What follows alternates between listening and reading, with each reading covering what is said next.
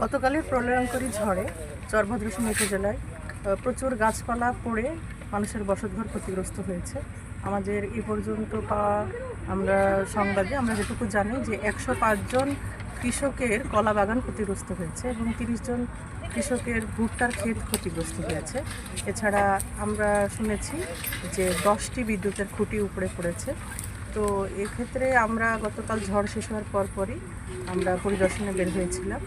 তখন তাৎক্ষণিকভাবে 2টি পরিবারকে আমরা সরকারি ঢেউটিন সহায়তা দিয়েছি এবং আজকে এই পরিবারটিকে আমরা ঢেউটিন সহায়তা দিচ্ছি এবং একই সাথে প্রাপ্যতা সাপেক্ষে পর্যায়ক্রমে ক্ষতিগ্রস্তদেরকে নগদ টাকা, ঢেউটিন এবং শুকনো খাবার দেওয়া হবে।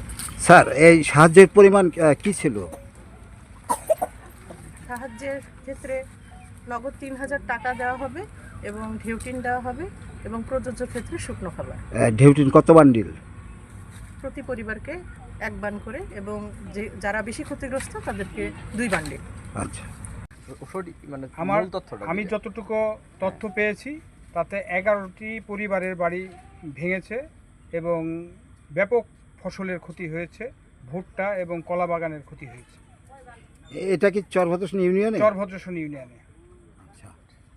আচ্ছা, মানে আপনার ইউনিয়নে মোট কয়টা বাড়ির কথা বললেন? 11টা বাড়ি, আমার জানা মতো 11টা বাড়ি। আমি তালিকা পেয়েছি, তালিকা দিয়েছি। চরভদ্রসিংহ উপজেলা নির্বাহী অফিসারের মাধ্যমে এই চরভদ্রসিংহে 3টি বাড়িকে ঢেউটিন সহায়তা করেছেন এবং তাদের নামে যে নগদ অর্থ এটা চেকের মাধ্যমে দেওয়া হবে, এটা পরে দিবে। ঠিক আছে, শুকনো খাদ্য এগুলো পরে দেওয়া হবে। ধন্যবাদ আপনাকে। ঝড়ে আমার ঘরটি লন্ডভন্ড করে দিয়ে যায়। আমার বাড়িতে সবাই আসছিল, পরিবার সহকারে আমরা ছিলাম। গরু ছাগল ছিল, এরা খুবই সমস্যার মুখে ছিল। যখনই ঘরটা নিয়ে যায় তখন আমরা অন্য বাড়িতে আশ্রয় নেই।